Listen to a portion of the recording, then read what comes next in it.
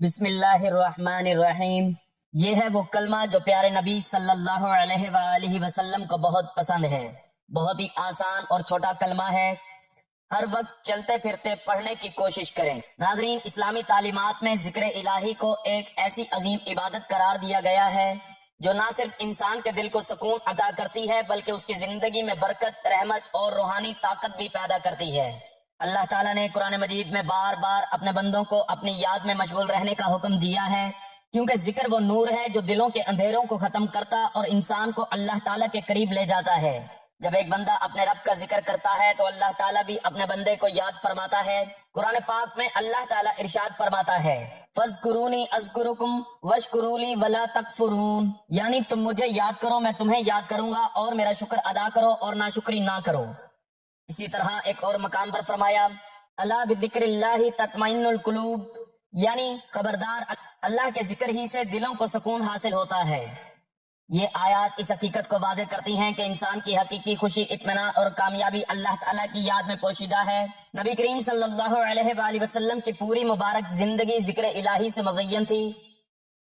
آپ صلی اللہ علیہ وآلہ وسلم ہر حال میں اپنے رب کو یاد فرمایا کرتے تھے، چلتے ہوئے، بیٹھتے ہوئے، سفر میں، گھر میں، حتیٰ کہ ہر لمحہ آپ صلی اللہ علیہ وآلہ وسلم کی زبان مبارک اللہ کے ذکر سے تر رہتی تھی۔ احادیث مبارکہ میں آتا ہے کہ رسول اللہ صلی اللہ علیہ وآلہ وسلم نے فرمایا، جو شخص اللہ کا ذکر کرتا ہے اور جو ذکر نہیں کرتا، ان دونوں کی مثال زندہ اور مردہ انسان جیسی ہے۔ اس حدیث مبارکہ سے اندازہ ہوتا ہے کہ ذکر انسان کی روحانی زندگی ہے۔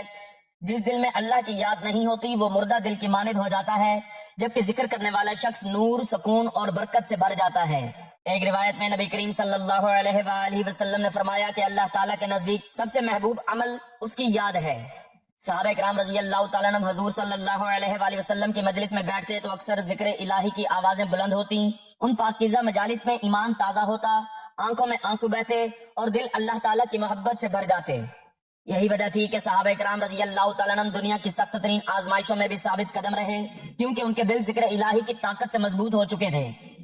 اسی طرح ہمارا آج کا عمل بھی ایک ایسے پیارے کلمے کا عمل ہے جو پیارے نبی صلی اللہ علیہ وآلہ وسلم کو بہت پسند ہے۔ بہت ہی آسان اور چھوٹا سا کلمہ ہے جس کے لیے نہ ہی وقت کی کوئی قید ہے، نہ ہی جگہ کی کوئی قید ہے۔ آپ کو جب جہاں جیسے وقت ملے، آپ ہر وقت چلتے پھرتے، اٹھتے بیٹھتے اس کلمے کو پڑھنے کا معمول بنا لیں۔ تو وہ کون سا کلمہ ہے، اس کے بارے میں جاننے کے لیے گزارش ہے کہ ویڈیو کو آخر تک لازمی دیکھیے گا۔ ناظرین، قرآن پاک میں اللہ تعالیٰ نے اہل ایمان کی ایک بڑی صفت یہ بیان فرمائی کہ وہ کھڑے، بیٹھے اور لیٹے ہر حال میں اللہ کو یاد کرتے ہیں۔ ارشاد باری تعالیٰ ہے، الذین یذکرون اللہ قیاما وقعودا وعلی جنوبہم، یعنی وہ لوگ جو کھڑے بیٹھے اور اپنے پہلوؤں پر لیٹے ہوئے اللہ کو یاد کرتے ہیں۔ اس آیت سے معلوم ہوتا ہے کہ ذکر صرف عبادت گاہ تک محدود نہیں بلکہ ایک مسلمان کی پوری زندگی کا حصہ ہونا چاہیے۔ یہی وجہ ہے کہ اولیاء کرام اور صالحین ہر وقت ذکر الہی میں مشغول رہتے تھے۔ اسلامی تاریخ میں بے شمار ایسے واقعات موجود ہیں جہاں ذکر الہی نے انسانوں کی زندگیاں بدل دیں۔ جب مکہ مکرمہ میں کفار قریش نے نبی کریم صلی اللہ علیہ وآلہ وسلم کے قتل کا خطرناک منصوبہ بنایا تو اللہ تعالیٰ نے اپنے محبوب رسول کریم صلی اللہ علیہ وآلہ وسلم کو ہجرت کا حکم عطا فرمایا۔ یہ اسلامی تاریخ کا نہایت عظیم اور ایمان افروز واقعہ ہے۔ نبی کریم صلی اللہ علیہ وآلہ وسلم نے اللہ کے حکم سے اپنے سب سے قریبی ساتھی حضرت ابوبکر صدیق رضی اللہ تعالیٰ عنہ کو ہجرت کے سفر میں ساتھ لیا۔ دونوں حضرات رات کے وقت مکہ سے روانہ ہوئے تاکہ کفار کی نگاہوں سے محفوظ رہ سکیں۔ کفار مکہ نے اعلان کر رکھا تھا کہ جو شخص محمد صلی اللہ علیہ وآلہ وسلم کو گرفتار کرے گا اسے بڑا انعام دیا جائے گا، اس لیے ہر طرف تلاش شروع ہو گئی۔ نبی کریم صلی اللہ علیہ وآلہ وسلم اور حضرت ابوبکر صدیق رضی اللہ تعالیٰ عنہ مکہ کے قریب ایک پہاڑ میں موجود غار ثور میں پناہ گزین ہوئے۔ یہ غار ایک خاموش اور دشوار راستے پر واقع تھا۔ دونوں ہستیاں وہاں 3 دن تک قیام پذیر رہیں تاکہ کفار کی تلاش کم ہو جائے۔ حضرت ابوبکر صدیق رضی اللہ تعالیٰ عنہ ہر لمحہ نبی کریم صلی اللہ علیہ وآلہ وسلم کی حفاظت کے بارے میں فکر مند رہتے تھے۔ ان کی محبت اور عقیدت کا یہ عالم تھا کہ انہیں اپنی جان کی نہیں بلکہ رسول اللہ صلی اللہ علیہ وآلہ وسلم کی سلامتی کی فکر تھی۔ روایات میں آتا ہے کہ جب دونوں غار میں داخل ہوئے تو حضرت ابوبکر صدیق رضی اللہ تعالیٰ عنہ نے پہلے غار کو اچھی طرح دیکھا تاکہ کہیں کوئی سانپ یا نقصان دہ چیز موجود نہ ہو۔ انہوں نے اپنے کپڑے پھاڑ پھاڑ کر غار کے سوراخ بند کیے تاکہ کسی موذی جانور سے نبی کریم صلی اللہ علیہ وآلہ وسلم کو تکلیف نہ پہنچے۔ پھر رسول اللہ صلی اللہ علیہ وآلہ وسلم ان کی گود میں سر رکھ کر آرام فرمانے لگے۔ اسی دوران ایک سوراخ باقی رہ گیا جسے حضرت ابو بکر رضی اللہ تعالیٰ عنہ نے اپنے پاؤں سے بند کر لیا. وہاں سے ایک سانپ نے ڈس لیا، مگر حضرت ابو بکر رضی اللہ تعالیٰ عنہ نے تکلیف برداشت کی تاکہ حضور صلی اللہ علیہ وآلہ وسلم کی نیند میں خلل نہ آئے. درد کی شدت سے ان کی آنکھوں سے آنسو بہنے لگے جن کے قطرے نبی کریم صلی اللہ علیہ وآلہ وسلم کے چہرے مبارک پر گرے تو آپ صلی اللہ علیہ وآلہ وسلم کی آنکھ کھل گئی. آپ صلی اللہ علیہ وآلہ وسلم نے پوچھا، ابو بکر کیا ہوا؟ انہوں نے عرض کیا، یا رسول اللہ صلی اللہ علیہ وآلہ وسلم، مجھے کسی چیز نے کاٹ لیا ہے. نبی کریم صلی اللہ علیہ وآلہ وسلم نے اپنا لعاب دہن لگایا تو اللہ تعالیٰ کے حکم سے درد فوراً ختم ہو گیا. ادھر کفار قریش نبی کریم صلی اللہ علیہ وآلہ وسلم کی تلاش کرتے کرتے غار ثور تک پہنچ گئے. وہ غار کے دہانے پر کھڑے تھے. حضرت ابو بکر صدیق رضی اللہ تعالیٰ عنہ نے جب ان کے قدم دیکھے تو بے حد پریشان ہوئے. انہیں اپنی جان کی فکر نہیں تھی، بلکہ یہ خوف تھا کہ اگر کفار نے رسول اللہ صلی اللہ علیہ وآلہ وسلم کو دیکھ لیا تو اسلام کو بڑا نقصان پہنچے گا. اس لمحے حضرت ابو بکر رضی اللہ تعالیٰ عنہ نے عرض کیا، یا رسول اللہ صلی اللہ علیہ وآلہ وسلم، اگر ان میں سے کسی نے اپنے قدموں کی طرف نظر ڈالی تو وہ ہمیں دیکھ لے گا. یہ انتہائی نازک وقت تھا. کفار غار کے بالکل قریب پہنچ چکے تھے، مگر نبی کریم صلی اللہ علیہ وآلہ وسلم مکمل سکون اور اطمینان کے ساتھ اللہ تعالیٰ پر بھروسہ کیے ہوئے تھے. آپ صلی اللہ علیہ وآلہ وسلم نے حضرت ابو بکر صدیق رضی اللہ تعالیٰ عنہ کو تسلی دیتے ہوئے وہ عظیم الفاظ ارشاد فرمائے جو قیامت تک ایمان والوں کے دلوں کو مضبوط کرتے رہیں گے. لا تحزن ان اللہ معنا. ترجمہ، غم نہ کرو، بے شک اللہ ہمارے ساتھ ہے. یہ الفاظ قرآن مجید میں بھی سورۃ توبہ میں ذکر کیے گئے ہیں. اللہ تعالیٰ فرماتا ہے، الا تنصرہ فقد نصرہ اللہ اذ یقول لصاحبہ لا تحزن ان اللہ معنا. ترجمہ، اگر تم نبی کی مدد نہ کرو تو بے شک اللہ نے ان کی مدد فرمائی جب وہ اپنے ساتھی سے فرما رہے تھے، غم نہ کرو، بے شک اللہ ہمارے ساتھ ہے. اللہ تعالیٰ نے اپنی قدرت کا ایسا مظاہرہ فرمایا کہ کفار غار کے دہانے تک پہنچ کر بھی اندر نہ دیکھ سکے. روایات میں آتا ہے کہ غار کے منہ پر مکڑی نے جالا بند دیا تھا اور ایک کبوتر نے وہاں گھونسلہ بنا لیا تھا. کفار نے یہ دیکھ کر کہا کہ اگر یہاں کوئی داخل ہوا ہوتا تو جالا اور گھونسلہ باقی نہ رہتا. چنانچہ وہ واپس چلے گئے اور اللہ تعالیٰ نے اپنے محبوب رسول صلی اللہ علیہ وآلہ وسلم اور حضرت ابو بکر صدیق رضی اللہ تعالیٰ عنہ کی حفاظت فرمائی. یہ واقعہ ہمیں اللہ تعالیٰ پر کامل بھروسہ، صبر اور ایمان کا عظیم درس دیتا ہے. جب حالات انتہائی مشکل ہوں، راستے بند نظر آئیں اور دشمن قریب ہو، تب بھی مومن کو یقین رکھنا چاہیے کہ اللہ تعالیٰ اپنے بندوں کے ساتھ ہے. نبی کریم صلی اللہ علیہ وآلہ وسلم کا یہ فرمان، لا تحزن ان اللہ معنا، آج بھی ہر پریشان دل کے لیے سکون، امید اور حوصلے کا پیغام ہے. احادیث مبارکہ میں ذکر کی فضیلت بہت زیادہ بیان ہوئی ہے. رسول اللہ صلی اللہ علیہ وآلہ وسلم نے فرمایا، کیا میں تمہیں ایسا عمل نہ بتاؤں جو تمہارے اعمال میں سب سے بہتر، تمہارے رب کے نزدیک سب سے پاکیزہ اور تمہارے درجات کو بلند کرنے والا ہے؟ صحابہ کرام رضی اللہ تعالیٰ عنہ نے عرض کیا، یا رسول اللہ ضرور ارشاد فرمائیں. آپ صلی اللہ علیہ وآلہ وسلم نے فرمایا، وہ اللہ کا ذکر ہے. اس حدیث سے معلوم ہوتا ہے کہ ذکر الہی نہ صرف انسان کے گناہوں کو مٹاتا ہے بلکہ درجات بھی بلند کرتا ہے. آج کا انسان بے شمار پریشانیوں، غموں اور ذہنی دباؤ کا شکار ہے. ہر طرف بے سکونی، خوف اور اضطراب پھیلا ہوا ہے. دولت ہونے کے باوجود سکون نہیں، آسائشیں ہونے کے باوجود دل پریشان ہے. اس کی سب سے بڑی وجہ اللہ تعالیٰ کی یاد سے دوری ہے. جب انسان اپنے رب کو بھول جاتا ہے تو دنیا کی کوئی چیز اسے حقیقی سکون نہیں دے سکتی. لیکن جو شخص ہر وقت اللہ کی یاد میں مشغول رہتا ہے، اللہ تعالیٰ اس کے دل کو سکون، اس کے رزق میں برکت اور اس کی زندگی میں آسانیاں عطا فرماتا ہے. اولیاء کرام کی زندگیاں بھی ذکر الہی کے نور سے روشن تھیں. حضرت جنید بغدادی رحمت اللہ علیہ فرماتے تھے کہ اللہ کا ذکر وہ چراغ ہے جو دل کے اندھیروں کو ختم کر دیتا ہے. حضرت عبد القادر جیلانی رحمت اللہ علیہ اپنے مریدوں کو نصیحت فرماتے کہ ہر حال میں اللہ تعالیٰ کی یاد کو لازم پکڑو، کیونکہ یہی کامیابی کا راستہ ہے. جب بندہ ذکر کرتا ہے تو فرشتے اس کے گرد جمع ہوتے ہیں، رحمت نازل ہوتی ہے اور اللہ تعالیٰ اس بندے کا ذکر فرشتوں کی مجلس میں فرماتا ہے. قرآن پاک میں اللہ تعالیٰ نے فرمایا، یا ایھا الذین آمنوا اذکروا اللہ ذکرا کثیرا، یعنی اے ایمان والو اللہ کا کثرت سے ذکر کرو. اس آیت میں اللہ تعالیٰ نے صرف ذکر کا حکم نہیں دیا بلکہ کثرت کے ساتھ ذکر کرنے کی تاکید فرمائی تاکہ انسان کا دل ہر وقت اپنے رب سے جڑا رہے. نبی کریم صلی اللہ علیہ وآلہ وسلم نے بھی فرمایا کہ خوش نصیب وہ شخص ہے جس کی زبان اللہ کے ذکر سے تر رہے. ناظرین، اسلام میں ذکر الہی کو بہت عظیم مقام حاصل ہے. اللہ تعالیٰ نے اپنے بندوں کو بار بار اپنی یاد میں مشغول رہنے کا حکم دیا ہے، کیونکہ ذکر انسان کے دل کو سکون، روح کو تازگی اور زندگی کو برکت عطا کرتا ہے. انہی مبارک اذکار میں ایک نہایت عظیم اور بابرکت ذکر تیسرا کلمہ بھی ہے، جسے مسلمان صدیوں سے محبت اور عقیدت کے ساتھ پڑھتے آئے ہیں۔ یہ مختصر مگر عظیم کلمات اللہ تعالیٰ کی پاکی، اس کی حمد، اس کی وحدانیت اور اس کی عظمت کا اعلان ہے۔ یہی وجہ ہے کہ نبی کریم صلی اللہ علیہ وآلہ وسلم کو ایسے اذکار بہت محبوب تھے جو زبان پر آسان اور میزان اعمال میں بہت بھاری ہوں۔ سبحان اللہ والحمد للہ ولا الہ الا اللہ واللہ اکبر ولا حول ولا قوت الا باللہ العلی العظیم۔ ترجمہ: اللہ پاک ہے، تمام تعریفیں اللہ ہی کے لیے ہیں، اللہ کے سوا کوئی عبادت کے لائق نہیں۔ اللہ سب سے بڑا ہے اور گناہوں سے بچنے اور نیکی کرنے کی طاقت اللہ بلند و عظمت والے کی مدد کے بغیر نہیں۔ یہ مبارک کلمات اپنے اندر عقیدہ توحید، اللہ تعالیٰ کی کبریائی، اس کی حمد و ثنا اور بندے کی عاجزی کو سموئے ہوئے ہیں۔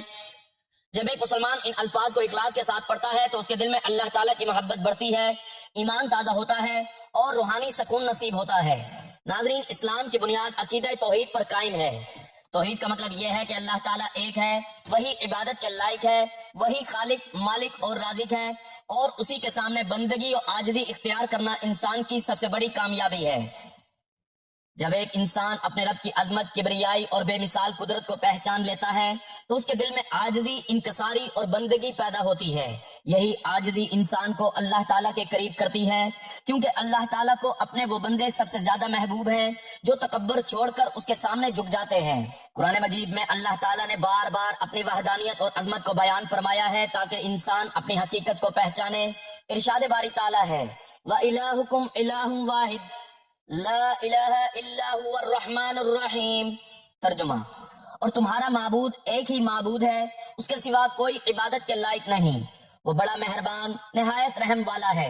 یہ آیت انسان کو یاد دلاتی ہے کہ دنیا کی تمام طاقتیں، دولتیں اور بادشاہتیں عارضی ہیں، اصل عظمت صرف اللہ تعالیٰ کے لیے ہے۔ انسان جتنا بھی بڑا بن جائے وہ اللہ تعالیٰ کے سامنے ایک کمزور بندہ ہی رہتا ہے۔ اس لیے اللہ تعالیٰ کو عاجزی بہت پسند ہے۔ تکبر شیطان کی صفت ہے، جبکہ عاجزی انبیاء اور صالحین کی پہچان ہے۔ نبی کریم صلی اللہ علیہ وآلہ وسلم پوری انسانیت میں سب سے افضل تھے، لیکن آپ صلی اللہ علیہ وآلہ وسلم کی عاجزی بے مثال تھی۔ حالانکہ آپ صلی اللہ علیہ وآلہ وسلم اللہ کے محبوب ترین رسول تھے، مگر پھر بھی آپ زمین پر بیٹھ کر کھانا کھاتے، غلاموں اور مسکینوں کے ساتھ بیٹھ جاتے، بچوں کو سلام کرتے اور اپنی ذات کے لیے کبھی غرور نہ فرماتے۔ حضرت انس رضی اللہ تعالیٰ عنہ فرماتے ہیں کہ نبی کریم صلی اللہ علیہ وآلہ وسلم مدینہ کی گلیوں میں بچوں کے پاس سے گزرتے تو انہیں سلام فرماتے۔ یہ عاجزی ہی تھی جس نے لوگوں کے دلوں کو آپ صلی اللہ علیہ وآلہ وسلم کی محبت سے بھر دیا۔ ایک مرتبہ ایک شخص نبی کریم صلی اللہ علیہ وآلہ وسلم کی خدمت میں حاضر ہوا تو آپ صلی اللہ علیہ وآلہ وسلم کے رعب کی وجہ سے کانپنے لگا۔ آپ صلی اللہ علیہ وآلہ وسلم نے فرمایا، آرام سے رہو، میں کوئی بادشاہ نہیں ہوں، میں تو ایک عورت کا بیٹا ہوں جو سوکھا گوشت کھایا کرتی تھی۔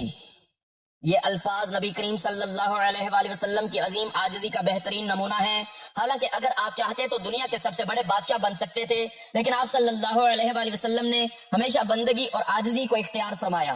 قرآن پاک میں اللہ تعالیٰ نے اپنے نیک بندوں کی صفت بیان کرتے ہوئے فرمایا وَعِبَادُ الرَّحْمَنِ الَّذِينَ يَمْشُونَ عَلَى الْأَرْضِ هَوْنًا۔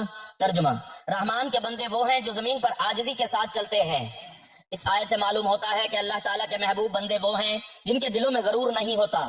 وہ اپنی طاقت، دولت، علم یا عبادت پر فخر نہیں کرتے، بلکہ ہر نعمت کو اللہ تعالیٰ کی عطا سمجھتے ہیں۔ بندے کی عاجزی کی سب سے بڑی مثال سجدہ ہے۔ جب انسان اپنا سر زمین پر رکھتا ہے تو وہ اپنے رب کے سامنے اپنی بے بسی اور محتاجی کا اظہار کرتا ہے۔ نبی کریم صلی اللہ علیہ وآلہ وسلم نے فرمایا، بندہ اپنے رب کے سب سے زیادہ قریب سجدے کی حالت میں ہوتا ہے۔ یہی وجہ ہے کہ سچے مومن کی زندگی عاجزی سے بھرپور ہوتی ہے۔ وہ جانتا ہے کہ اگر اللہ تعالیٰ کا فضل نہ ہو تو وہ کچھ بھی نہیں کر سکتا۔ اس کی سانسیں، رزق، صحت، عزت اور زندگی سب اللہ تعالیٰ کی عطا ہیں۔ حضرت ابو بکر صدیق رضی اللہ تعالیٰ عنہ کا مقام امت میں سب سے بلند ہے، مگر ان کی عاجزی کا یہ عالم تھا کہ فرمایا کرتے تھے، کاش میں ایک درخت ہوتا جسے کاٹ دیا جاتا۔ حالانکہ انہیں جنت کی بشارت دی جا چکی تھی، پھر بھی وہ اللہ تعالیٰ کے خوف اور عاجزی میں رہتے تھے۔ حضرت عمر فاروق رضی اللہ تعالیٰ عنہ اتنے عظیم خلیفہ تھے کہ ان کے نام سے بڑے بڑے بادشاہ کانپتے تھے، مگر عاجزی ایسی تھی کہ راتوں کو مدینہ کی گلیوں میں گھومتے اور لوگوں کے حالات معلوم کرتے۔ ایک مرتبہ ایک عورت کے بچوں کو بھوک سے روتے دیکھا تو خود آٹے کی بوری اٹھا کر لائے۔ کسی نے عرض کیا، امیر المؤمنین بوری مجھے دے دیں۔ فرمایا، کیا قیامت کے دن بھی تم میرا بوجھ اٹھاؤ گے؟ یہ عاجزی ہی تھی جس نے صحابہ کرام رضی اللہ تعالیٰ عنہ کو اللہ تعالیٰ کا محبوب بنا دیا۔ وہ جتنا اللہ کو پہچانتے گئے اتنا ہی اپنے آپ کو عاجز سمجھتے گئے۔ قرآن پاک میں اللہ تعالیٰ نے فرمایا ان اللہ لا يحب كل مختال فخور۔ ترجمہ، بے شک اللہ تعالیٰ تکبر کرنے والے اور فخر کرنے والے کو پسند نہیں کرتا۔ تکبر انسان کو اللہ تعالیٰ سے دور کر دیتا ہے۔ شیطان کی تباہی کی سب سے بڑی وجہ بھی تکبر تھا۔ جب اللہ تعالیٰ نے حضرت آدم علیہ السلام کو سجدہ کرنے کا حکم دیا تو شیطان نے کہا میں اس سے بہتر ہوں۔ اسی غرور نے اسے ہمیشہ کے لیے مردود بنا دیا۔ اس کے برعکس عاجزی انسان کو بلند مقام عطا کرتی ہے۔ نبی کریم صلی اللہ علیہ وآلہ وسلم نے فرمایا جو شخص اللہ تعالیٰ کے لیے عاجزی اختیار کرتا ہے اللہ تعالیٰ اسے بلند فرما دیتا ہے۔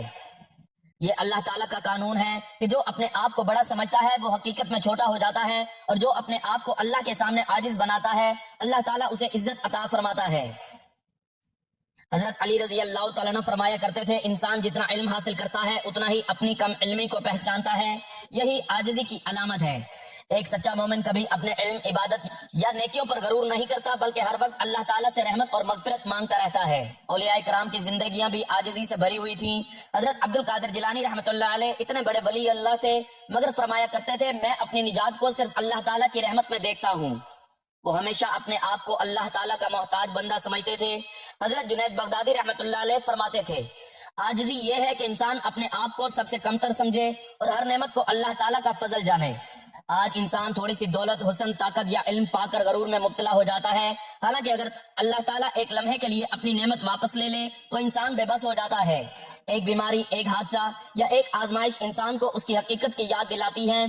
اس لیے مومن ہر حال میں عاجزی اختیار کرتا ہے اور اپنے رب کے سامنے جھکا رہتا ہے۔ قرآن پاک میں اللہ تعالیٰ نے فرمایا یا ایھا الناس انتم الفقراء الی اللہ واللہ هو الغنی الحمید۔ ترجمہ، اے لوگو تم سب اللہ کے محتاج ہو اور اللہ بے نیاز تعریفوں والا ہے۔ یہ آیت بندے کی اصل حقیقت بیان کرتی ہے۔ انسان چاہے کتنا ہی طاقتور کیوں نہ بن جائے وہ ہر لمحہ اللہ تعالیٰ کا محتاج ہے۔ اس کی زندگی، صحت، عزت اور کامیابی سب اللہ تعالیٰ کے ہاتھ میں ہے۔ نبی کریم صلی اللہ علیہ وآلہ وسلم راتوں کو اتنی عبادت فرماتے کہ آپ صلی اللہ علیہ وآلہ وسلم کے پاؤں مبارک سوج جاتے۔ حضرت عائشہ رضی اللہ تعالی عنہا نے عرض کیا یا رسول اللہ صلی اللہ علیہ وآلہ وسلم اللہ تعالیٰ نے آپ کے اگلے پچھلے گناہ معاف فرما دیے ہیں، پھر آپ اتنی عبادت کیوں کرتے ہیں؟ آپ صلی اللہ علیہ وآلہ وسلم نے فرمایا کیا میں اللہ کا شکر گزار بندہ نہ بنوں؟ یہ عاجزی اور بندگی کی سب سے خوبصورت مثال ہے۔ حالانکہ آپ صلی اللہ علیہ وآلہ وسلم اللہ کے محبوب ترین رسول تھے، پھر بھی خود کو اللہ تعالیٰ کا بندہ سمجھتے اور اسی پر فخر فرماتے تھے۔ حقیقی کامیابی اسی میں ہے کہ انسان اپنے دل سے غرور نکال دے اور اللہ تعالیٰ کے سامنے عاجزی اختیار کرے۔ جب بندہ عاجزی اختیار کرتا ہے تو اللہ تعالیٰ اس کے دل کو سکون دیتا ہے، اس کے گناہ معاف فرماتا ہے اور اسے اپنی رحمت کے قریب کر لیتا ہے۔ قرآن مجید میں اللہ تعالیٰ نے اپنی تسبیح اور حمد کو بہت اہم قرار دیا ہے۔ ارشاد باری تعالیٰ ہے فسبح بحمد ربک۔ ترجمہ، بس اپنے رب کی حمد کے ساتھ تسبیح بیان کرو۔ ایک اور مقام پر فرمایا فاذکروا اللہ کثیرا لعلکم تفلحون۔ ترجمہ، اور اللہ کو کثرت سے یاد کرو تاکہ تم کامیاب ہو جاؤ۔ تیسرے کلمے میں سبحان اللہ کے ذریعے اللہ تعالیٰ کی پاکی بیان کی جاتی ہے۔ اس کا مطلب یہ ہے کہ اللہ تعالیٰ ہر عیب، کمزوری اور نقص سے پاک ہے۔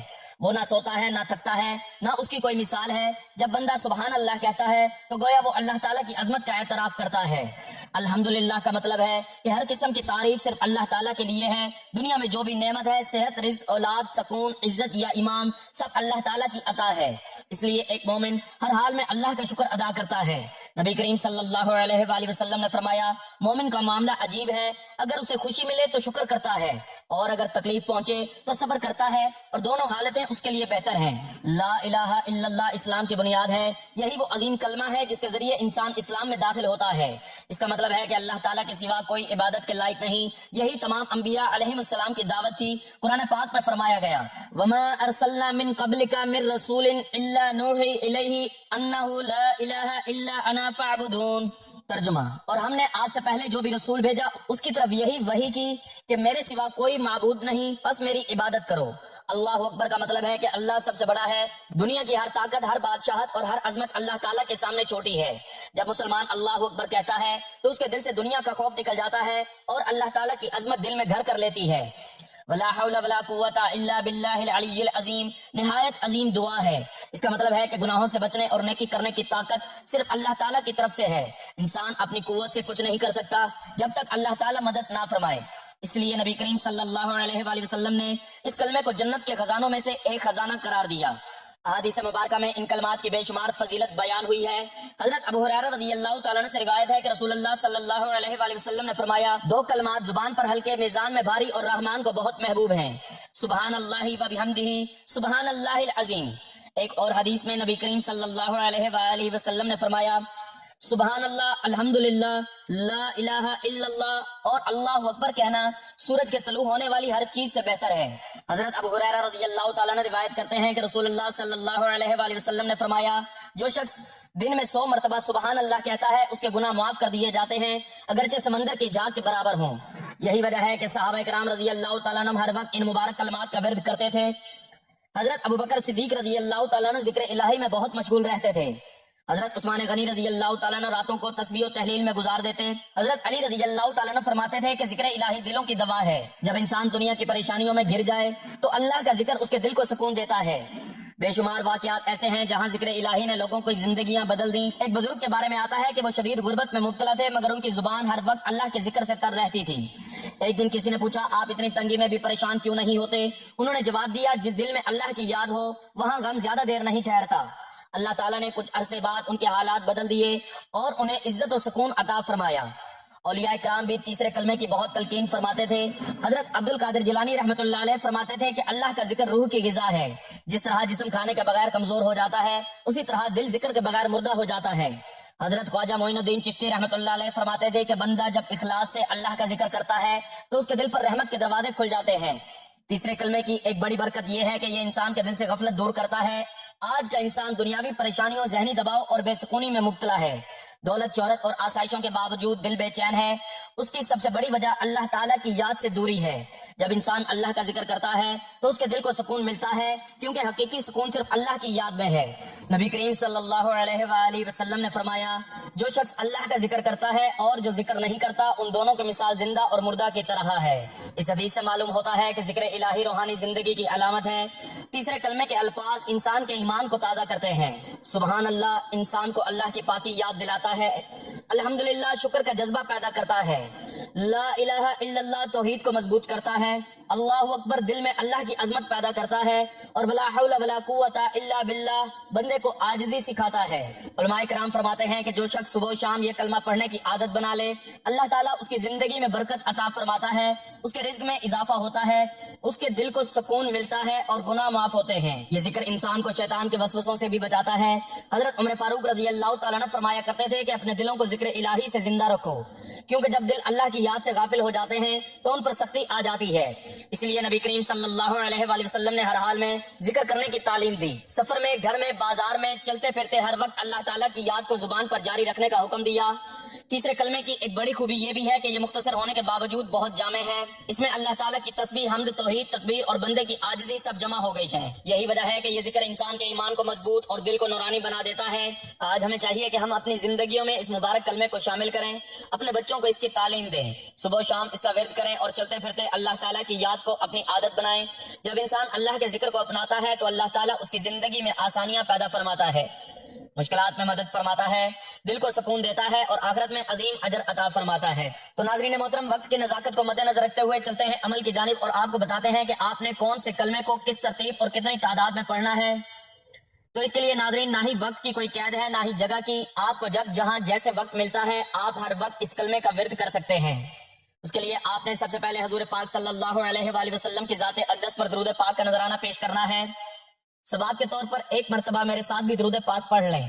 اللہم صلی علی محمد وعلی آل محمد کما صلیت علی ابراہیم وعلی آل ابراہیم انک حمید مجید۔ اللہم بارک علی محمد وعلی آل محمد کما بارکت علی ابراہیم وعلی آل ابراہیم انک حمید مجید۔ درود پاک پڑھنے کے بعد آپ نے سب سے پہلے اللہ تعالیٰ کے دو مبارک ناموں کو ملا کر پڑھنا ہے۔ آپ یہ نام تسبیح کے دانوں پر یا ہاتھوں کی انگلیوں پر گن کر صرف 41 مرتبہ پڑھ لیں۔ آپ نے یا حی یا قیوم ان ناموں کو پڑھ لینا ہے۔ اس کے بعد آپ نے سبحان اللہ والحمدللہ ولا الہ الا اللہ واللہ اکبر ولا حول ولا قوت الا باللہ العلی العظیم، یعنی تیسرے کلمے کی مکمل ایک تسبیح پڑھ لینی ہے اور آخر میں استغفر اللہ کی ایک تسبیح پڑھ کر اتنا ہی درود پاک پڑھنا ہے جتنا عمل کے شروع میں پڑھا تھا۔ اس طرح آپ کا عمل مکمل ہو جائے گا۔ یہ حضور پاک صلی اللہ علیہ وآلہ وسلم کا بہت ہی پسندیدہ کلمہ ہے۔ تو آپ نے اس کو ہر وقت اپنے ذکر میں شامل کر لینا ہے. صبح شام چلتے پھرتے کام کرتے ہوئے ہر حال میں اس کلمے کا ورد کرنا ہے. یہی ذکر انسان کے دل کو زندہ کرتا ہے، ایمان کو مضبوط بناتا ہے اور اللہ تعالیٰ کی محبت عطا کرتا ہے. جب انسان اللہ تعالیٰ کی محبت پا لیتا ہے تو دنیا اور آخرت دونوں کی کامیابیاں اس کے قدم چومتی ہیں. اللہ تعالیٰ ہمیں بھی اپنے ذکر کی مٹھاس نصیب فرمائے، ہمارے دلوں کو اپنی محبت سے بھر دے اور ہمیں ہر لمحہ اپنی یاد میں مشغول رہنے کی توفیق عطا فرمائے، آمین. ناظرین، ہمیں چاہیے کہ ہم اپنی زندگی میں عاجزی پیدا کریں، دوسروں کو حقیر نہ سمجھیں، اپنی نعمتوں پر غور نہ کریں اور ہر حال میں اللہ تعالیٰ کا شکر ادا کریں، کیونکہ انسان کی اصل عزت اللہ تعالیٰ کی بندگی میں ہے، نہ کہ دنیاوی غرور میں. اللہ تعالیٰ ہمیں حقیقی توحید کو سمجھنے، اپنی کبریائی کو پہچاننے، اپنی حمد و ثنا کرنے اور اپنے سامنے عاجزی اختیار کرنے کی توفیق عطا فرمائے. میرا سنانا اور آپ کا سننا اپنی بارگاہ میں قبول و منظور فرمائے، آمین. ناظرین، گزارش ہے کہ اللہ تعالیٰ کے 99 ناموں میں سے کوئی ایک نام لکھ کر کمنٹس میں ضرور شیئر کریں. اللہ تعالیٰ ہم سب کا حامی و ناصر ہو، آمین. جزاک اللہ.